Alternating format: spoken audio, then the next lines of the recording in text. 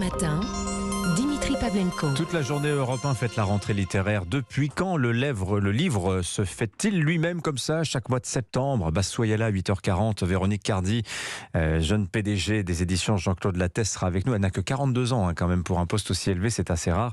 Et cette femme est une encyclopédie vivante de l'histoire et de l'industrie du livre. Et ailleurs dans le monde, je vous propose un petit détour par la Chine. On y inventa l'imprimerie 400 ans avant Gutenberg. Bonjour Sébastien Lebelzik. Bonjour. Vous êtes le correspondant d'Europe 1 à Pékin. Sébastien, les Chinois lisent-ils beaucoup ? Non, écoutez, très peu. Moi, ça fait 15 ans que je vis en Chine et honnêtement, j'ai dû croiser une ou deux fois seulement quelqu'un avec un livre papier, je veux dire.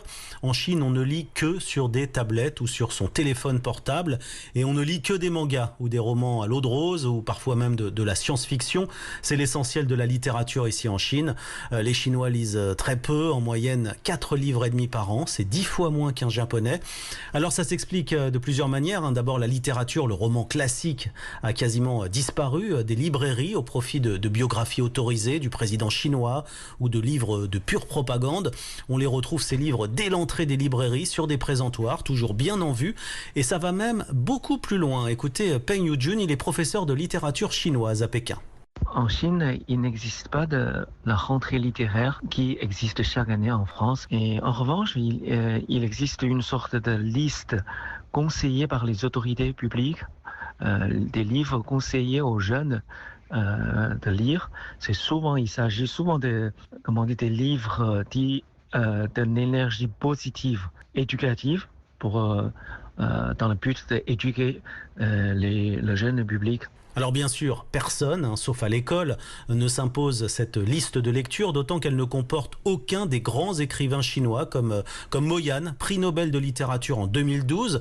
Il faut vraiment fouiller dans les librairies pour trouver ses ouvrages. D'ailleurs, il n'a plus rien publié ici en Chine depuis 10 ans. Alors le marché du livre chinois, pourtant, il devrait être gigantesque dans un pays de près d'1,5 milliard d'habitants. Oui, mais le gros problème, c'est que finalement, il n'y a pas de place pour les jeunes auteurs, puisque tout ce qui fait le sel d'un roman, la violence, la politique, les sujets de société, tout ce qui est clivant, tout ce qui fait réfléchir, tout cela est interdit en Chine. Il ne faut jamais l'oublier, la censure est omniprésente. Le bureau de la propagande, c'est son nom, surveille avec attention tout ce qui est publié, aussi bien sur papier que sur Internet. Certains écrivains, pour l'avoir un peu oublié, ont été emprisonnés pour avoir publié une littérature qualifié d'érotique ou même parler d'homosexualité. Un écrivain chinois, c'est d'abord un artiste sous surveillance, un artiste même au service de l'État. C'est ce que nous dit Renaud de Spence, il est sinologue et écrivain. Ce qu'il faut savoir aussi en Chine, c'est quelque chose qui n'existe pas chez nous, c'est que la plupart des grands écrivains chinois, en réalité, sont salariés. Ils sont salariés de l'Association nationale des écrivains chinois. Et le Graal, ce qui est génial, la plupart des auteurs français adoreraient avoir ça, c'est qu'ils ont un salaire. Et c'est tout le travail de ces écrivains fonctionnaires de satisfaire la propagande, avec en ce moment des thèmes imposés comme l'harmonie et la prospérité commune. Alors ça donne une littérature plutôt mièvre, sans aucun humour ni aucun second degré, avec des histoires d'amour, mais aussi des histoires de réussite sociale, des paysans devenus millionnaires et qui font le bien de leur famille ou de leur village. On est donc très très loin d'une littérature qui reflète vraiment la société chinoise actuelle. Merci beaucoup Sébastien Lebelzik, 7h46.